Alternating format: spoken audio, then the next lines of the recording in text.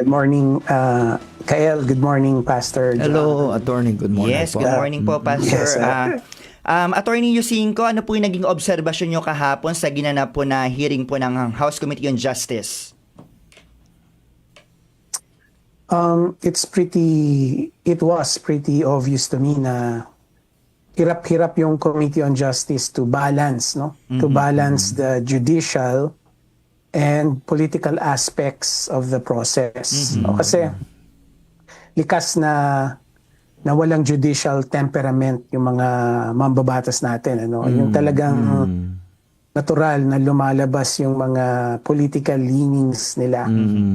Meron mga ilan katulad ni Chairman Luistro, tsaka si Congressman Joc, no? They really made an effort, no, na ipakita yung impartiality nila.